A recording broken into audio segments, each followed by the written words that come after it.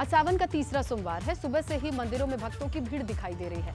शिव भक्त भगवान भोले के जलाभिषेक के लिए कतार में ब्रह्म मुहूर्त से लगे हुए हैं और शिव के जयकारों से, मंदिरों की घंटियों से माहौल जो है वो शिवमय हो चुका है। ये 6 तस्वीरें आपके सामने रखी हैं। काशी विश्वनाथ मंदिर में आज लोगों का हुजूम उमड़ पड़ा, क्योंकि कांवड़ मेला समाप्त होने के बाद स्थानीय लोगों ने रुक किया जलाभिषेक करने के लिए, क्योंकि सावन का महीना है। ऐसे में पिछले 2 अगर सावन की बात कर लें तो काफी हद तक कांवड़ियों की, बाहर से आने वाले लोगों की भीड़ रही है। लेकिन अब इन शिवालयों में आम लोगों ने अपने लोकल मंदिर में भी पहुंच करके पूजा पाठ की है। ऐसे में उनकी भीड़ भी दिखाई दे रही है, चाहे काशी हो या मेरठ का अवगढ़नाथ मंदिर, राजेश्वर मंदिर की भी तस्वीरें आपको दिखा रहे हैं। यहाँ एक बड़ा मेला लगता है आगरा में। हरिद्वार की तस्वीरें आप देख लीजिए, जहां पर कांवड़ियों के बाद अब तमाम आसपास के लोगों को भी थोड़ा स्पेस मिला है कि वो मंदिर में पहुंच करके पूजा पाठ कर सकें। देहरादून और उज्जैन की भी कमोबेश ऐसी ही तस्वीरें रही। खबर बागपत से है, जहां देर रात 2 सांडों ने जमकर उत्पात मचाया। काफी देर तक आपस में भिड़ते रहे, उत्पात मचाते रहे। सांडों ने एक कार, 2 बाइक, एक साइकिल को भी क्षतिग्रस्त किया है। अब सांडों की लड़ाई देखकर लोग भागते दौड़ते नजर आए। अफरा तफरी मच गई। हिम्मत नहीं हुई किसी की कि किसी तरीके से इस लड़ाई को शांत कराया जाए। हालांकि कुछ लोगों ने जरूर हिम्मत दिखाई। ये देखिए, आप देख रहे हैं आप, ये जो तोड़ फोड़, जमीन पर साइकिलें गिरी हैं, लोग खड़े हैं, ये सब कुछ सांड की देन है। 2 सांड आपस में लड़ पड़े। ये शख्स अपनी बाइक स्कूटी उठा रहा है। ये देखिए, अखाड़ा बना रहा पूरा सड़क। 2 सांड लड़ते रहे, लोग भागते रहे, दौड़ते रहे। लोगों की साइकिल, बाइक सब तहस नहस। गनीमत यह है कि साइकिल बाइक तक ही नुकसान हुआ है, कोई इसकी चपेट में नहीं आया है, किसी को चोट नहीं लगी है। लेकिन पूरे बाजार की शक्ल देखिए आप। 2 सांडों का गुस्सा, आपस में लड़े और इस तरीके से सारी चीजें तितर बितर। कई गाड़ियां टूटी फूटी भी है बताया जा रहा है। कई कार्स पे भी इनकी लड़ाई के बाद इसका असर ये हुआ है कि वो भी क्षतिग्रस्त हुई हैं।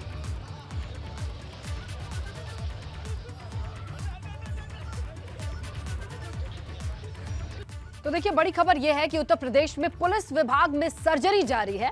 योगी सरकार ने लखनऊ और कानपुर पुलिस कमिश्नर को हटा दिया है। लखनऊ पुलिस कमिश्नर डीके ठाकुर और कानपुर के पुलिस कमिश्नर विजय कुमार मीना को वेटिंग लिस्ट में डाला गया है। अब एसबी शिरोडकर लखनऊ के पुलिस कमिश्नर के तौर पर कमान संभालेंगे और बीपी जोगदंड को कानपुर पुलिस कमिश्नर की जिम्मेदारी मिली है। वहीं होमगार्ड में पुलिस महानिदेशक के पद पर तैनात विजय कुमार को लखनऊ स्थित सीबीसीआईडी का पुलिस महानिदेशक नियुक्त किया गया है। और वहीं बात करें लखनऊ के लॉजिस्टिक के पुलिस महानिदेशक की, तो विजय कुमार मौर्य को अब होमगार्ड के साथ लॉजिस्टिक डिपार्टमेंट की भी जिम्मेदारी मिली है। महानिदेशक के अतिरिक्त जिम्मेदारी पर वो काम करेंगे। आपको बता दें कि इससे पहले भी राज्य में 20 पीसीएस और 13 आईपीएस ऑफिसर्स का तबादला हुआ। इन तबादलों में विशेष सचिव, मंडलायुक्त, डीएम, नगर मजिस्ट्रेट और मुख्य विकास के पद पर नियुक्ति की गई थी। तो देखिए, बड़ा प्रशासनिक फेरबदल है ये, जहां कानून व्यवस्था को लेकर के ये बड़ा परिवर्तन किया गया है। 2 बड़े शहरों में, जिसमें एक राजधानी है तो दूसरी उद्योग नगरी के तौर पर जानी जाती है कानपुर, दोनों ही जगहों पर कमिश्नर को बदला गया है। और अब मौजूदा जो कमिश्नर थे वो वेटिंग लिस्ट में है। अब देखना ये होगा कि इनका तबादला कहां होता है, किस डिपार्टमेंट के लिए ये अपनी सेवाएं देंगे। लेकिन फिलहाल अब नए कमिश्नर के हाथों में जिम्मेदारी होगी कानून व्यवस्था की। और इसके साथ ही आप देखिए, तबादला एक्सप्रेस छोटे से बड़े स्तर तक चल रही है। कुछ दिनों पहले ही आपने लिस्ट देखा जिसमें 20 पीसीएस, 13 आईपीएस ऑफिसर्स जिनके तबादले की लिस्ट आई थी सामने। लेकिन इसी बीच कमिश्नर वो भी लखनऊ और कानपुर के बदले जाने की ये बड़ी खबर आज सुबह जब आती है, तो पूरे प्रदेश में जिस तरीके से कानून व्यवस्था को लेकर सख्ती की बात कही जाती है, इसमें बड़ा बदलाव। तो देखिए, यूपी विधान परिषद की बात कर ले तो आज 2 सीटों पर नामांकन का आखिरी दिन है। बीजेपी के 2 और समाजवादी पार्टी के 1 उम्मीदवार आज नामांकन करते नजर आने वाले हैं। विधान परिषद की 2 सीटों में उपचुनाव के लिए 11 अगस्त को वोटिंग होगी।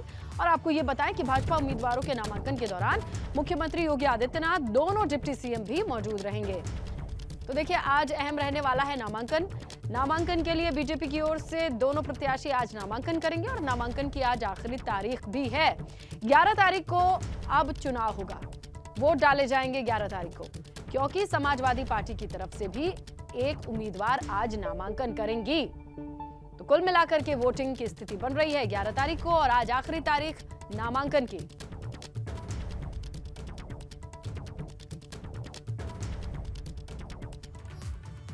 आइए आपको एमएलसी चुनाव से जुड़ी पूरे खबर के पॉइंट्स को समझाते हैं ताकि आप समझ पाएं कि एक्चुअली इस पूरे 2 सीटों को लेकर के दोनों पार्टियों के बीच में क्या चल रहा है। 2 सीटों पर उपचुनाव होना है।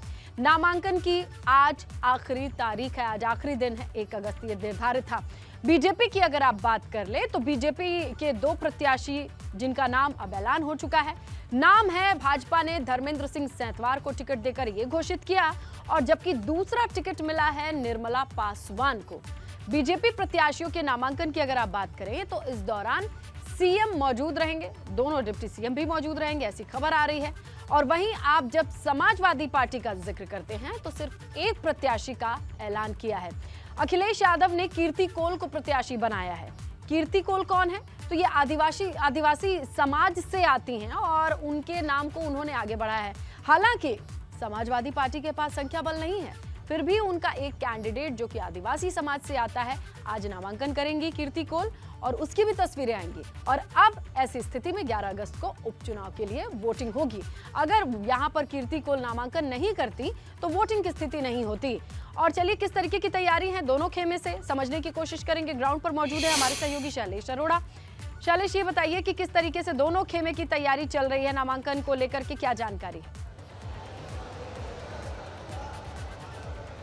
देखिए, एक तरफ भाजपा ने 2 प्रत्याशी उतारे और उनकी जीत लगभग तय मानी जा रही है, लेकिन इस बीच में जिस तरह का दांव समाजवादी पार्टी ने चला है, एक आदिवासी समाज से महिला प्रत्याशी को उतारकर, वो अपने आप में चर्चा का विषय बना हुआ है। कहीं ना कहीं देखिए, आज अगर हम बात करें पहले नामांकन को लेकर, तो नामांकन का अंतिम दिन है और भाजपा के जो दोनों प्रत्याशी है धर्मेंद्र सिंह सेंथवार और निर्मला पासवान, ये दोनों लोग 12:30 बजे नामांकन करेंगे। मुख्यमंत्री योगी आदित्यनाथ भी वहाँ पर मौजूद रहेंगे, दोनों डिप्टी सीएम, पार्टी के प्रदेश अध्यक्ष, सब लोग वहाँ पर मौजूद रहेंगे जब नामांकन होगा। वहीं जब कीर्ति कोल का नामांकन होगा तो बात कही जा रही है कि अखिलेश यादव वहां पर उनकी मौजूदगी हो सकती है, उनका भी आज ही नामांकन होगा।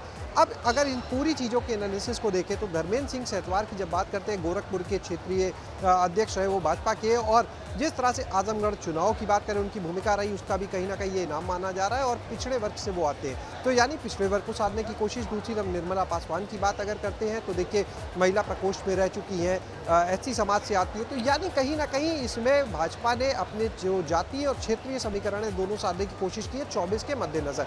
सपा की अगर बात करते हैं कीर्ति कोल को लेकर तो देखिए, बड़ा गेम कहा जा सकता है इसको, क्योंकि सपा ने जिस तरह से एक आदिवासी समाज से महिला को उतारा, उसके आप देखिए कितने सारे अलग अलग तरीके से उसको आप देख सकते हैं। कहीं ना कहीं जो अपने सहयोगी रहे, शिवपाल यादव, ओम प्रकाश राजभर अब साथ में नहीं है लेकिन सहयोगी रहे, जब उन्होंने राष्ट्रपति पद के चुनाव में एनडीए उम्मीदवार का समर्थन किया तो ये तर्क दिया कि एक तो उन्हें पूछा नहीं गया सपा की तरफ से, लेकिन साथ में भी तर्क के वो लोग इसलिए वोट कर रहे हैं क्योंकि आदिवासी समाज से महिला प्रत्याशी को उतारा गया है। तो अब सवाल ये उठेगा कि आदिवासी समाज से ही इस बार सपा ने प्रत्याशी उतारा है, तो क्या वो अगर आदिवासी समाज को लेकर दूसरी तरफ वोट करने गए तो क्या इस बार यहाँ पर भी समर्थन करेंगे या नहीं?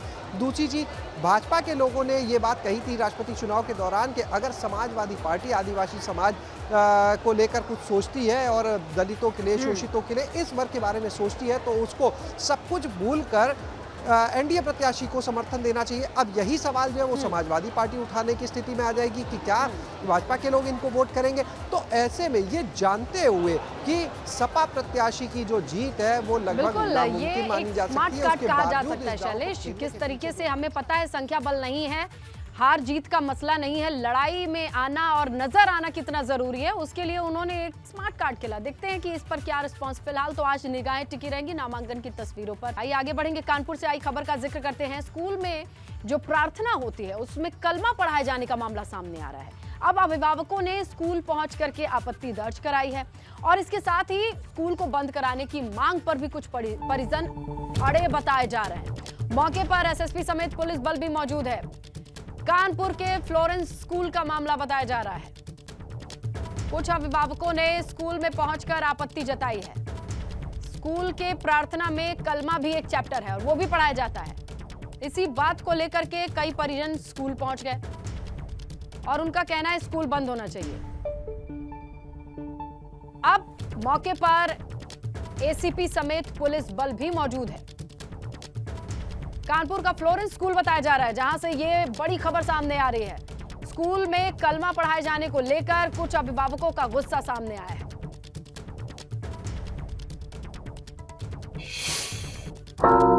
मेरी बेटी मुझसे पूछने लगी कि पापा ये क्या लिखा है, फिर गायत्री मंत्र याद हो गया, ये या इल्ला मोहम्मद रसूल अल्लाह जो उनका वो दुआ लिखी हुई है, ये लर्न नहीं हो रही। मैं बेटा ये याद करने की जरूरत नहीं है।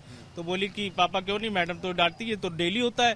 फिर मैं स्कूल में आया, 2 पेरेंट्स ने मिलकर मकीजा जी से बात करी, तो उन्होंने कहा कि देखिए 2 लोगों के कहने तो कुछ नहीं होगा, आप लोग कई लोग मिलके आप इसको लिखिए और उसमें साइन करिए और हमें दीजिए, उसके बाद में हम इसके विचार करेंगे। तो हमने कहा भैया ये तो आपने भी स्कूल में पढ़े होंगे, आपके स्कूल में कभी ऐसा हुआ है? तो वो बोले कि नहीं मेरे यहाँ तो नहीं हुआ है, लेकिन अब सर्व धर्मों का हम लोग लेके चल रहे हैं और उससे मतलब उनका जो भी फायदा हो वो नहीं मैं बता सकता। लेकिन उन्होंने फिर कहा कि भाई उन्होंने कोई ठोस आश्वासन नहीं दिया कि हम इसको बंद करेंगे, लिखित में दीजिए, मैं उसके ऊपर विचार करूंगा, ऐसा उन्होंने बोला। मैंने कहा चलिए कोई बात नहीं है, आप देखिएगा। उसके बाद में हम लोगों की आवाज़ को वहीं पे दबा दिया गया। आज आप लोग आए हैं यहाँ पर, स्थानीय पार्षद भी हैं आप, तो क्या किस तरीके से आप चाह रहे हैं, क्या होना चाहिए? देखिए, सबसे पहले इस स्कूल को बंद कराएंगे। ये स्कूल है, एक बगल में स्कूल है, इसको बंद करा। अच्छा, इनके पनकी में 6 स्कूल है, वहाँ भी माइक से ही सब पढ़ाया जा रहा। वहाँ माइक से बोल के यही शब्द जो इन्होंने बताए वही सब हो रहा। सर सबका मतलब लिखा हुआ है, गायत्री मंत्र का हिंदी में मतलब लिखा हुआ है, इसका लिखा हुआ है, लेकिन या इल्ला मोहम्मद रसूल अल्लाह का इसका हिंदी में मतलब नहीं लिखा। ये बताइए आप मतलब क्या? आपने ऑब्जेक्शन कर दिया, आप चाहते क्या स्कूल बंद हो जाए परमानेंट? स्कूल बंद नहीं हो जाए, इसको आप खत्म करिए। ये 2 दिन नहीं कराते हैं, ऑनलाइन क्लासेस में ये नहीं करा रहे थे। जब आपका रूल है तो ऑनलाइन में भी कराओ ना, घर में हमारा बच्चा पढ़े तो हमें समझ में आए क्या पढ़ रहा है। ऑनलाइन में नहीं कराते थे, जब कोई इंक्वायरी होती है तब ये बंद कर। इसी प्रार्थना से दिक्कत है, परेशानी हमको इनकी प्रार्थना से राष्ट्रीय गान कराइए आप। राष्ट्रगान के लिए बोल रहे हैं भाई साहब? आज किया है, जब बोल रहे 12 साल से हो रहा था। लेकिन ये बताइए, जब बोलेंगे लोग, अभी जो बंद किया उन्होंने, उसके लिए लिखित आके माफी मांगे ये, और दूसरा लिखित दे कि आइंदा ये इस तरह का कृत्य कभी नहीं होगा इनके स्कूल में। आप बताइए, आप क्या कहना चाहेंगे? जी, हम यही कहना चाहते हैं कि ये स्कूल बंद हो। बंद हो? जी हाँ। बच्चे कहाँ जाएंगे? बच्चे दूसरे स्कूल में पढ़ेंगे, हम कलमा थोड़ी पढ़वाने के लिए इनको भेज रहे हैं। इससे अच्छा तो मदरसे में भेजते।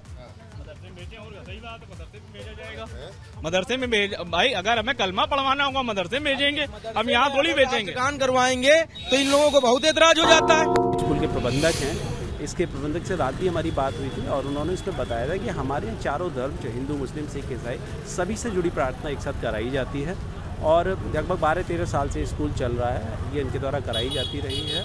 कभी किसी ने ऑब्जेक्शन नहीं किया। तो परसों ऑब्जेक्शन के बाद परसों इसमें एक आदेश हो गया था कि आपको इसमें कोई प्रार्थना नहीं की जाएगी, केवल राष्ट्रगान किया जाएगा। इनका जो आदेश था, जो इन्होंने अभी 2 दिन पहले किया था, उसका इन्होंने आज पालन किया है। अभी इन्होंने इसे रोक दिया है और इन्होंने कहा है कि अगर पेरेंट्स को मतलब पसंद नहीं है या वो इसे नहीं चाहते हैं तो निश्चित रूप से इसे रोक दिया जाए। तो देखिए, यहाँ पर हालांकि जो स्कूल की डायरी है उसमें सभी धर्मों की प्रार्थना को लिखा गया है, लेकिन यहाँ पर लोगों का ऑब्जेक्शन है कि कलमा क्यों पढ़ाया जा रहा है और कुछ लोग ये कह रहे हैं कि इसका मतलब नहीं लिखा है। बिना मतलब के अगर इसको पढ़ रहे हैं तो इससे भी आपत्ति है। अगली खबर फिरोजाबाद से है, जहां शिक्षा विभाग के कार्यालय में कर्मचारियों ने शराब पार्टी की। अब इसका वीडियो वायरल है।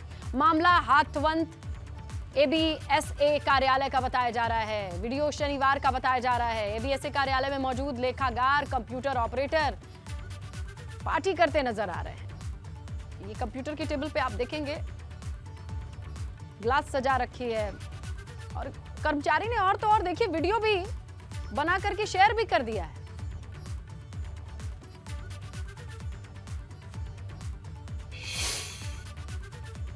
आगे बढ़ेंगे, बात करेंगे सोनभद्र के बभनी थाना क्षेत्र के असनहर गांव में लेखपाल का पैसा लेते वीडियो वायरल बताया जा रहा है। वरासत के नाम पर पैसा ले रहे थे ये लेखपाल, वीडियो बन गई और वायरल है। लेखपाल का नाम अशोक कुमार बताया जा रहा है। देखिए, साफ साफ कह रहा है। और गणेश से जो 4 भाई है ना, सबसे 1,000 रुपया। देखिए, भोजपुरी में ये शख्स कह रहा है कि सबसे 1,000 रुपए लिया है और जब देंगे 1,000 रुपए तभी ये सब चीजें लिखी जा सकेंगी।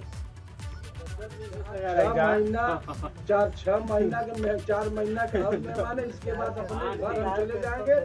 तो कम से कम आप लोगों का हिला मिला है हम कोई लेखपाल रिटायरी पर से कहीं से गया नहीं है। जिस क्षेत्र से गया है उस क्षेत्र को सोना तराजू तोल के गया है, सोना तराजू तोल के जा। और तो और अशोक जी ज्ञान भी दे रहे हैं कि बाकी लेखपाल क्या करते थे और ये क्या कर रहे हैं, 1000 रुपए में काम करा देंगे और काम की गारंटी भी ले रहे हैं। तो ये वीडियो वायरल है। बताया जा रहा है कि बड़े श्रद्धा भक्ति के साथ लोगों को समझा रहे हैं कि 1000 दीजिए और काम करवा लीजिए। आइए आगे बढ़ते हैं। खबर रामपुर से है, जहां बाइक सवार कांवड़ियों से भरी ट्रैक्टर ट्रॉली के चपेट में आने से मौत बताई जा रही है। यह हादसा मिलक थाना क्षेत्र के खाता चिंतामन गांव के पास धमौरा बॉर्डर पर हुआ।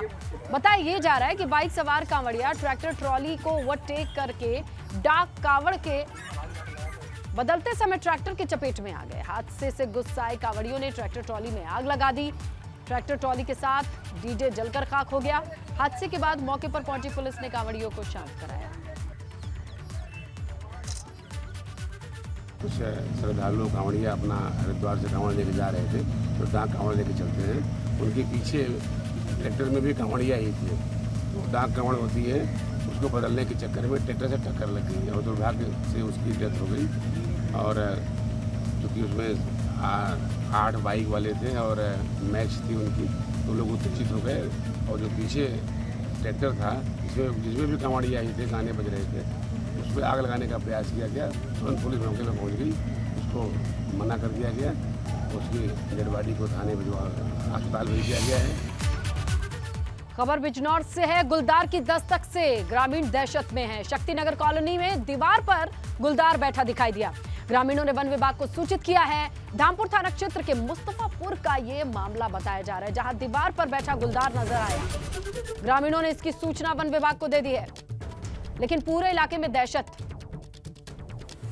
शक्तिनगर कॉलोनी में दीवार पर बैठा दिखा गुलदार। इसके बाद लोगों ने वन विभाग को सूचित किया है, लेकिन इस वक्त पूरी कॉलोनी में दहशत का माहौल। तो देखिए, बिजनौर से ये तस्वीरें आई हैं, जहां दीवार पर बैठा गुलदार नजर आया। ग्रामीणों ने वन विभाग को सूचित कर दिया है। धामपुर थाना क्षेत्र के मुस्तफापुर का ये मामला बताया जा रहा है, जहां से ये तस्वीरें आई हैं बिजनौर में। गुलदार के आतंक से लोग परेशान हैं, क्योंकि तस्वीरों में गुलदार कैद हुआ है। इसके बाद पूरे इलाके के लोग घर में सहमे हुए हैं, घर से बाहर निकले या नहीं निकले, ये दुविधा की स्थिति बनी हुई है, क्योंकि उनके इलाके में गुलदार देखा गया है। ऐसे में लोगों ने वन विभाग को सूचित कर दिया है।